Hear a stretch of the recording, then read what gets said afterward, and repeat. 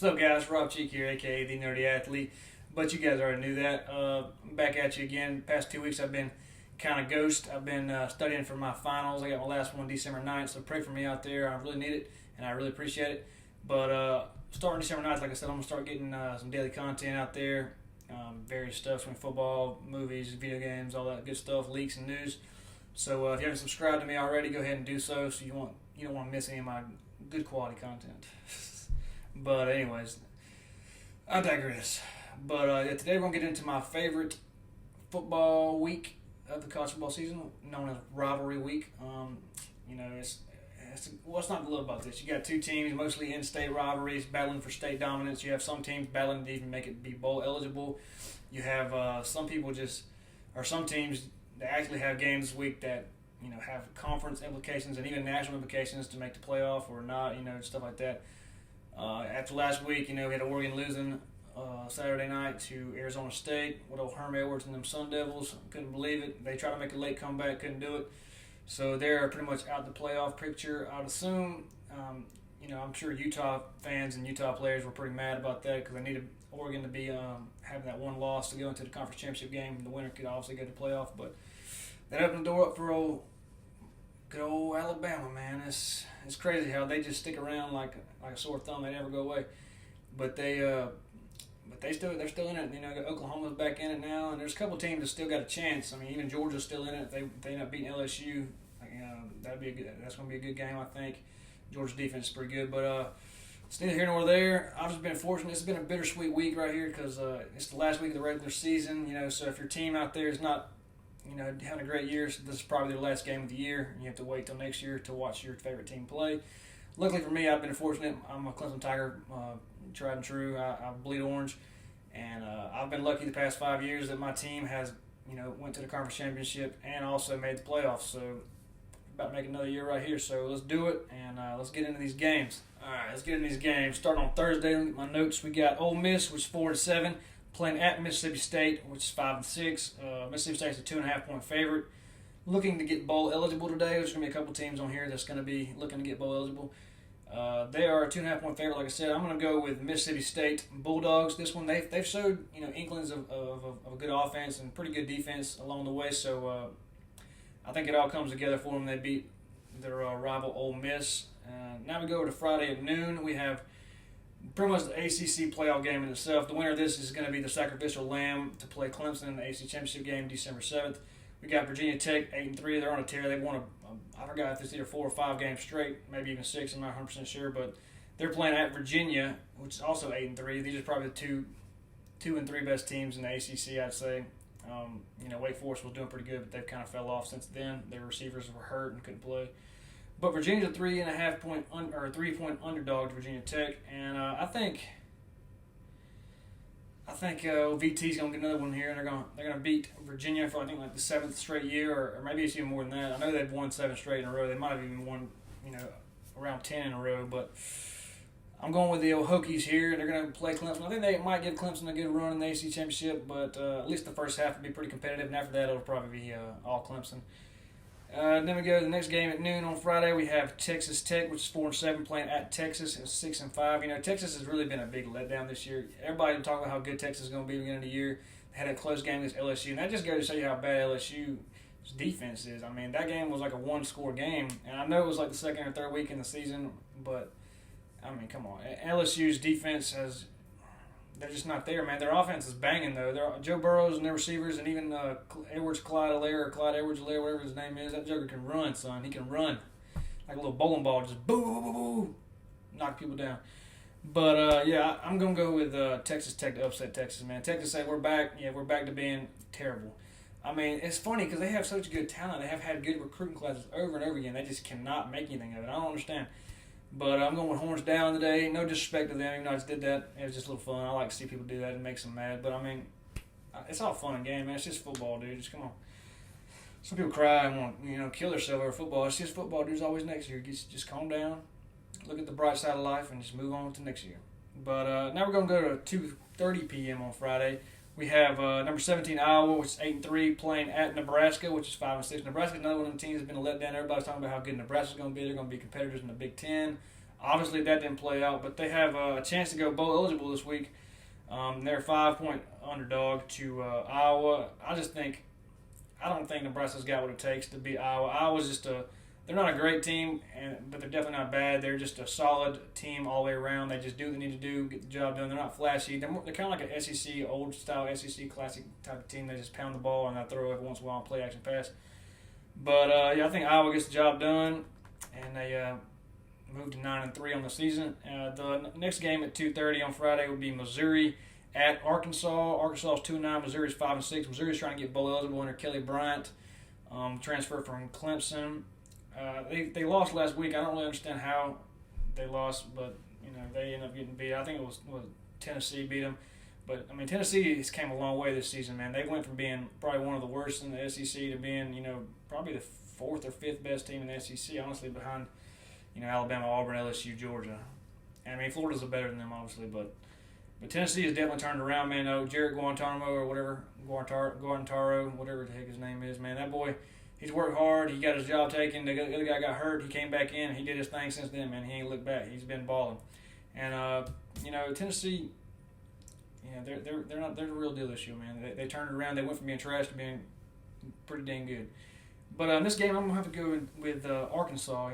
It's funny. I know it sounds crazy because Arkansas hasn't won an SEC game in 2 years, and Missouri, they got my old Clemson quarterback Kelly Bryant. I love Kelly Bryant, man. Don't get me wrong. He's a good guy. I met him a couple times. He's a pretty cool man. But I don't know, man. I just feel like because Arkansas, dude, if y'all watched this game against LSU last week, that game was pretty close the first half, or at least the first quarter and a half of the game was pretty close. It was like 7-6 at one point, and then 7-13, and then at that point, LSU kind of ran away with it like they always do. But dude, they showed some holes in LSU's game. They had to set up for field goals a couple times, but Arkansas is not terrible, and they fired their coach Chad Morris, which is a couple weeks ago, I guess, and he was the old offensive coordinator for Clemson when Deshaun Watson was there. So I like Chad Morris. I wouldn't be upset if he came back to coach for Clemson as an offensive coordinator, not a head coach. Dabo don't need to go nowhere anytime soon. He ain't going to Alabama. He ain't going nowhere. He's staying right here in South Carolina. Or I'm not here in South Carolina, but he's staying in South Carolina. But yeah, I'm going to Arkansas, man. Razorbacks. That's my mascot for my high school team. I got to roll with the Razorbacks. They're not terrible. They got a good bit of talent on the team. I think the coaching was just not there, man. But they're a 12-point underdog to Missouri. But I think they'll get their first SEC win today, or this weekend, excuse me. Now moving on to 3:30 on Friday, you got number 19 Cincinnati, who is 10-1, playing also 10-1, 18 Memphis. Memphis is an 11-point favorite, but I'm going to go with the old Cincinnati, whatever they are, Cats, Bearcats, I think they are. I think they're going to win because they just, to me, dude, I've watched a lot of their games this year. The only game that they've even got embarrassed was against Ohio State, and that's not even a big deal because Ohio State's pretty much embarrassing everybody this year outside of Penn State because they almost lost that last weekend, but that was just because of some crazy turnovers. But Cincinnati's a real deal, man. At least they are in the group of 5 teams. They're gonna handle it. I think it'll be a pretty close game, but I think Cincinnati pulls away towards the end there to win by about between 6 and 10 points.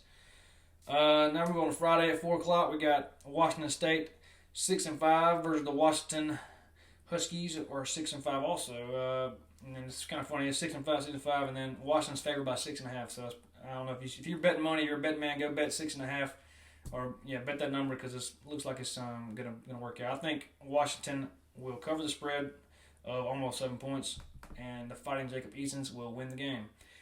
Now to Friday at 4:15, you have West Virginia, who's 4-7, at TCU, who's 5-6. TCU looking to be bowl eligible, and TCU is one of the teams, man. They're a scrappy little team. They played a couple of the big name programs over there in Big 12, and they've hung around, and I think they even won one of them. I forgot which one it was. I think it might have been I don't know if it was Texas or what, but I think it was Texas. But they've hung around. I think they played Oklahoma. They did pretty good against them. I think that was last weekend. And then Baylor, they played pretty good. So it's just TCU is just a couple points away from being a 1 or 2 loss team, but I think they get the job done against West Virginia. They're just overall a better team. And so I think they'll get the job done and get bowl eligible this year.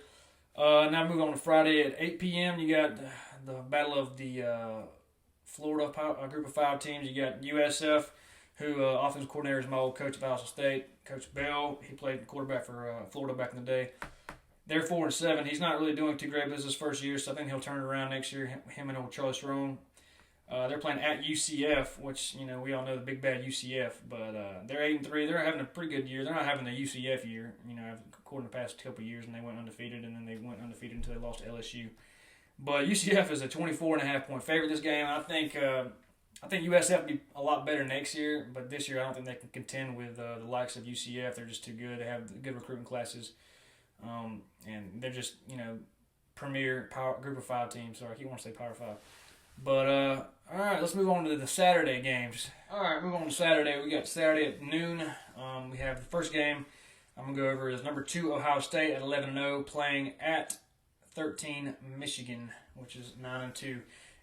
Michigan's a 8.5-point underdog to their rival Ohio State. I think this is going to be a close game, and honestly, mark my words, I think it's going to be an upset. I know I've always dogged Michigan, and I always get on their butts about not being able to win the big games and their Jim Harbaugh, but I mean, if they played this game at the beginning of the year, I would say Ohio State would have ran over them with a bulldozer, but Michigan's slowly but surely turning their program around this year, and they've had some pretty good wins on their belt, beating Notre Dame, beating Penn State, and I don't know, man. They beat Penn State by a little bit less. I know you can't go by that, but I'm telling you right now, Michigan, I'm calling it, is going to upset Ohio State. It's just going to be crazy because it's going to throw a whole crazy loop in everything going on in the conference and in the country as a whole. So I think Ohio State gets upset here. But I mean, I think they'll still obviously go on to win their side of the conference. I'm not 100% sure if they still win, but I know if they only have one loss on their side, they should be all right. I think Michigan's already had 2. They already had 2 losses. I think one of them was to their division. So I'm going with Ohio State to lose this game in a close one by about 3 to 6 points. It'll be about a field goal or maybe 2 field goals. Now moving on to my favorite team, my Clemson Tigers. They're 11-0. They're playing at South Carolina, the old Coots. They are 4-7, and South Carolina needs. I'm going to say right now they need to get a new coach and to fire Will Muschamp. I mean, honestly, they were all talking all that crap when Steve Spurrier was there about how we need to get a new coach. And I'm like, Steve Spurrier left y'all high and dry because he knew what was coming. And then Will Muschamp, he used to coach at my school as well, at Austin State. So he's not a bad coach, I'd say. I don't know. It's kind of, this team right here looks just like the 2013 Florida Gator team that they didn't really know who's going to be quarterback every week, and they ended up losing to Georgia Southern at the Swamp, which was crazy. And I'm sure people in Statesboro were probably just like partying all kind of crazy because I know how they are. But I'm telling you, man, South Carolina needs to get a new coach. They need to, because until they do, it's just going to be the same old stuff every year. It's been the same like that for past 3 years. The South Carolina just can't get anything going. And yeah, they beat Georgia, but let's just be honest, that was not meant to happen. Georgia is, head and shoulders better than South Carolina. That was just a bad day on Georgia. Old Rod had one bad game and it cost them. But I mean, on 9 times out of 10, Rodrigo Blankenship makes that kick and they go on to the next overtime and Georgia probably wins. But I mean, that's neither here nor there. It doesn't really matter. South Carolina is a 26-point underdog to Clemson, and that's just kind of more of the same. Clemson hasn't really played anybody this year. I understand that. But they're going to surprise you because the thing about this is Clemson doesn't play any good competition, but they play good competition every day, if you get what I'm saying. They play against the best defense they're going to see all year at practice. Good on good. They play them, and that's why they're so good. It ain't a matter of playing in it. I know it's a little different in the game than it is in practice, but that's why you practice game-type situations. Clemson practices against the best defense in the country every day, and that's why they're so good. I mean, Trevor Lawrence also he's stopped the turnovers. He's had 3 touchdowns passes in the past 5 games straight. He's had almost a perfect QBR rating or a QB quarterback rating every game for the past 5 games. After that second half of the Louisville game, dude, he's been perfect pretty much. He's 62 of 82 with 13 touchdown passes, no interceptions. So he is on a tear right now, and I hope he just carries that on into this game, into the ACC Championship, and into the playoffs, and possibly, hopefully, National Championship, so we can repeat and reclaim our title at the top. But now we're going to go on to Georgia, 10-1 at Georgia Tech, who is 3-8. I mean, they're going through a transition year of offense and new coach and everything, so I can understand that. They got a big win of the week, or I guess it was last weekend or weekend before, against, I forgot who it was. I don't know if it was Miami or somebody like that. They beat them pretty handily. It was they're a 28.5-point underdog to Georgia, and I think Georgia's just gonna, Georgia I always get on Georgia, but their defense is one of the best in the country. I mean, they're in the top 3 for sure, but around Clemson and Ohio State's defense, they're right there with them. And they don't have much of an explosive offense, but they're not going to need it against Georgia Tech. Let's be honest. They just need to, keep everybody healthy, run the ball down the throat of Georgia Tech, get into the SEC championship, and give themselves a good quality chance to beat LSU. Because LSU's defense isn't there, but their offense is banging, like I said. So Georgia's defense is going to do their thing, but the big question is, can Georgia score on LSU, or can Georgia score a lot of points on LSU? Can they match point for point against LSU? And that's going to be the story going in that game. I can't wait to see. It's going to be a good game. Last game at noon, that's even worth talking about, would be Louisville was 7-4 at Kentucky 6-5. Kentucky's actually a 3-point favorite over Louisville, which I don't understand because Kentucky's really not that good. They've pretty much lost everybody that was worth the crap they played against, and Louisville is not bad at all. They're in their first year under head coach Scott Satterfield. I think he came from App State or something like that. But he's a heck of a coach, man. He's turned that around since Bobby Petrino was there. It's going to be a close game, I think, down to the wire. But I think Louisville gets this one, pulls it out, and gets one in the win column for the ACC. Because there's not going to be many of those this week, let me tell you. It's going to be Clemson, Louisville, and that's about the extent of that. Now we're going to move on to 3:30 p.m. on Saturday. We got the old Big Bad Alabama Crimson Tide at 10-1 playing at 15 Auburn, which is 8-3. It's funny because Alabama's only a 3.5-point favorite in this game, and I guess I understand why they don't have Tua anymore. But Mac Jones, man, he's no scrub. I feel like this is kind of like a Cardale Jones type situation from 2013 with Ohio State taking over the reins the last few weeks and ended up. I think Alabama was going to get into the playoff. I really do, especially with Oregon losing. It's going to be, in my opinion, I think it's going to be Clemson, Alabama National Championship again for like the 6th year in a row. So, it's pretty crazy, but, I kind of hope it is. I want to play them again. I enjoy playing them. Everybody else that is not a Clemson or Alabama fan probably hates it. But for us two fan bases, we enjoy it because it's a good rivalry that we've made over the past few years. It's back and forth. I think Clemson's winning right now. They're 2-1 against them in national championships, and they're, I think, 2-2 overall, so this will be the 5th game in a row. So I'm going to go to Alabama to win this one. I think they're going to win pretty big. Everybody says Auburn's defense is so good, and they are. They're a dang good defense, but their offense is just struggling, man. Bo Nix, he's going to be good in a couple of years, but as of right now, he's just not that guy. But like I said, in 3 years, he could be a Heisman contender. But as of right now, he's still a young freshman, still trying to get his feet under him. And I don't think the Alabama defense is going to allow him to do that. And the Alabama defense is not good. They're not. They're good, but they're not a. If you compare them to past Alabama defenses, they're just not there. Their skill's not there, the depth's not there. But as far as comparing them to the rest of the country, they're a pretty solid defense, and they're not going to just let Auburn score on them. I think it'll be a pretty, I'm not going to say low scoring, but it'll be less than 30 points. I say that, I'm trying to think. I'm going to go with, I'm going to win 24-10. 24-10 Alabama. That's what I'm going with. Now we got Wisconsin, number 12, at 9-2, playing at number 10, Minnesota, 10-1. And these rankings are right before. This is before the college football playoff rankings come out on Tuesday. This is tomorrow. This is Monday, the 25th. So these rankings are likely to change. So don't go off my rankings, but it's going to be a pretty good game. Another top 15 matchup. Could also be a top 10 matchup depending on where Wisconsin falls or moves down this week after Oregon lost. Minnesota's a 2.5-point underdog, which is kind of surprising, but because Minnesota's done their thing and they lost a couple last week or week before last, 2 weeks ago, after beating Penn State in that big game they had. But I think Wisconsin's going to get this one just behind Jonathan Taylor alone. He's going to get his. He's going to get probably 2 or 3 touchdowns rushing. Jack Cohn's not going to have to do much. Minnesota's defense isn't really great. They're pretty good, but they're not great. I just see Wisconsin running all over them. It ain't gonna be like a blowout by any means, but I think it'll be a close game. And then I just think Wisconsin's just gonna run the ball on them all the first half and just gonna wear them down. And towards the end of the game, they're just gonna run wild on them. So I think it'll be probably like a 35-28 type game. Wisconsin's gonna have 35, which is crazy to think because I don't think Wisconsin hardly scores 35 points ever, but I think they'll score on Minnesota this week. Last game at 3:30 is Boston College looking to become bowl eligible at 5-6 against Pittsburgh, who's 7-4. Pittsburgh is a pretty good team in the ACC. Boston College, they've been better, but I think Pittsburgh is a 9.5-point favorite, so I think Pittsburgh's gonna get the job done here. I don't see Boston College doing much. They don't really have much of a quarterback. They just have that running back A.J. Dillon. He's a good running back, but you can't just rely on one guy to win the game for you and become one-dimensional. I mean, I guess some teams do it out there, like Wisconsin does it, and so does Georgia, but they're a little bit better than Boston College, just to be honest. Their offensive line is way better. So I'm going Pittsburgh to win that one. Now Saturday at 4, we have Oregon State at Oregon. Oregon's looking to bounce back from that upset to Arizona State last weekend. Oregon's 18-point favorite in this game, and Oregon State's looking to become bowl eligible.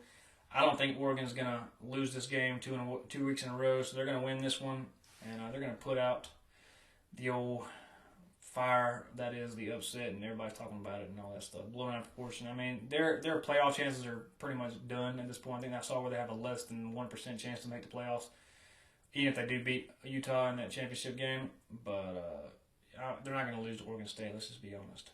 Now another big game. It ain't really a big game, but it's a big game for these two teams. In-state rivalry, Vanderbilt 3-8 at Tennessee 6-5. Like I said earlier, Tennessee has turned their series and their season around. They went from being trash to being, middle to upper tier SEC at this point. Tennessee's 21-point favorite in this game, which is kind of wild to see Tennessee as a 21-point favorite against anybody outside of the group of 5 teams. So it's pretty interesting, but yeah, man, I think they're going to do it. They're going to win. I don't know if they're going to cover the spread per se. I think they'll win by about 14 to 17 points. I don't see them win with 21 points. But Tennessee's going to get the win, go 7-5, which is crazy considering where they were at the beginning of the season. So I'm happy to see that. I'm happy to see it. So we're going to go to Saturday at 7 p.m. Now we got North Carolina looking to become bowl eligible against NC State, who was 4-7. NC State's an 8-point underdog here.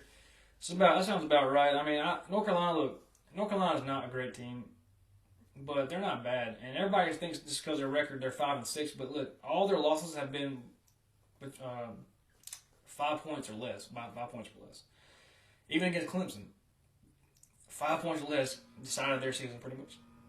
I mean, they easily could have won, the ACC Coastal Division. That side is kind of a mess. I mean, it's kind of getting better, a little better now toward the end of the year. We got Virginia Tech and Virginia stepping up. But the two premier people that were picked to win the side was North Carolina and Miami, and both of them just kind of fell off. But North Carolina is definitely one of the best teams in the Coastal Division. Their record just doesn't show it, man. They just can't come up with a couple stops here and there. I mean, 5 points or less in all of their losses. That's nuts. I mean, some of them have been even by 1 point or a field goal. And the loss to Clemson came by 1 point. So, I mean, it's nuts, man. It really is. And I feel bad for him, but I think Mac Jones, what's his name? Mac Jones? No, not Mac Jones. What's his name? Whatever his name is. Mac. Coach Mac. Texas coach. I forgot his dang name, but he's got that team turned around, looking good, man. They're gonna be a force to be reckoned with next year. They got that Sam Howell quarterback. He'll be a sophomore next year. Their skill players are pretty good, so we'll be looking to them next year to be probably competing with Clemson in the ACC. And then the last game at 7 p.m. will be Texas A&M 7-4, just come off that close loss to Georgia in that rainy game in Athens at LSU, which is undefeated, obviously. LSU is 16.5-point favorite. I think this game will be close for about the first quarter, and then then they're going to do their thing. LSU's just going to take over the game and just blow them out the water. But I mean, LSU's just got there's a great offense, and I think there's no way Joe Burrow does not win the Heisman. There's no way. If they don't give that man the Heisman, then it's the most rigged crap ever. Because that Joker is balling, and even he has some picks here and there. I need to say, well, Justin Fields doesn't have but 1 interception all year and 30-something touchdowns. I'm like, yeah, but the competition level they're playing is different. You can say the Big Ten is a great conference, and they're a pretty good conference. They're a lot better than they have been in years past, and they're way better than the ACC and the Pac-12 and the Big 12 and all that. They're definitely the second best conference, but the SEC has always been, and it's still going to be right now until recruiting and stuff changes, the best conference as far as competition wise. I mean, I'm not saying they have the best teams, but as a collective conference, outside of maybe Missouri, Vanderbilt, and Arkansas, their whole conference is pretty competitive. So I think LSU will get that job done. They'll probably win by about 35 points. I say it'll be probably a 10-point or 7-point game in the first quarter, and then they're going to run wild on them. Now moving to 7:30 at Saturday night, we got Colorado, which is 5-6, playing at number 7 Utah, 10-1. Utah got took care of business last weekend against Arizona pretty handily. And and Colorado can become bowl eligible. Colorado started off the season like 4-0 or something. Everybody was talking about, Colorado's going to be one of the teams to beat in the Pac-12. I'm like, I just don't see it. And they ended up playing out like it did, but they have a chance to go bowl eligible. But Utah's 28-point favorite. I just see Utah just keeping their playoff hopes alive, even though they don't have much playoff hope since Oregon lost. They kept it alive, and they're gonna keep doing their thing, and at least until they play Oregon. I think Oregon might end up beating them, and then just kind of take all the Pac-12 as a whole out of the conference or out of the playoff picture. Because Oregon shouldn't have lost that game to Arizona State anyways. But that's neither here nor there. Let's go. We got 2 more games left this weekend. We got Florida State 6-5 playing at number 11 Florida. It was just 9-2. The funny thing is, dude, Florida State, they have all the talent in the world, and that's what nobody can understand why they were so terrible the past couple of years. And they're under Willie Taggart, and they finally fired the man, and they're undefeated since. They're like 2-0 or 3-0 since they fired Willie Taggart. I'm not trying to throw any smoke or hate on the guy. I mean, he's probably a good guy, but he just wasn't the man for that job. Let's just be honest. So, but Florida State's bowl eligible. They're already celebrating that. They're happy. It's better than last year. That was the first time last year they haven't been bowl eligible in probably 20-some years or something like that. I don't remember. I saw the statistic and I can't remember. But I think this game is going to be kind of like the Texas A&M LSU game. I think it's going to be close for about maybe the first half as a whole, or maybe not even the whole first half. Probably a quarter and a half, quarter and 3/4. But because Florida's going to just wear them down, man. Florida's just a physical team. They don't run the ball that well, but just as a whole, they're just physical. Their lines on both sides of the ball are just physical. They're going to just dominate Florida State's offensive line completely. So I'm going with Florida to win that game, get to 10-2, make a good bowl game, probably a New Year's Six game. Well, maybe not, but we'll see what happens. Maybe they can go to the Orange Bowl or something. I'm not really sure how that works. But I think the best SEC team goes to the Orange Bowl or something like that. I don't know. Anyways, the last game of the night will be Saturday, 8 p.m., number 9 Oklahoma, 10-1. Well, Jalen Hurts back there. He's a one-man team. Without him, they would suck. Let's just be honest. They're playing at number 21 Oklahoma State Cowboys, 8-3. Oklahoma State is a 14-point underdog to Oklahoma. And I'm calling right here, folks, upset. And I don't know for a fact that Ohio State's going to be upset by Michigan. I feel like they are. It's just kind of one of the things that just feels like it's just looming right there. That loss is just right there and breathing on the back of Ohio State's neck. But this one right here, man, Oklahoma, Jalen Hurts lately has been just turnover prone. He's been throwing interceptions, fumbling. And like I said earlier, he's a great player. And I bet Alabama wishes that he didn't leave now since Tua's hurt and out for the season, which I hope Tua gets better, by the way. I mean, I hate to see that for that man. But I just think Oklahoma State's just going to come ready to play, and Oklahoma almost gave up a lead last weekend to TCU. They were up like 21 points, and they just gave it all up, and they ended up holding on to win at the very end. But Oklahoma, man, they started off so good. Everybody was talking about how they're going to be, he's going to be the next Heisman third straight from Oklahoma, and it's just not going to happen, man. But I guess we'll see. But I appreciate you guys staying tuned and watching me give my opinions and predictions for this weekend's matchup in Rivalry Week, the best weekend in college football, bar none, except for maybe the National Championship weekend with Clemson playing. But, I appreciate it, and I love you guys, and God bless.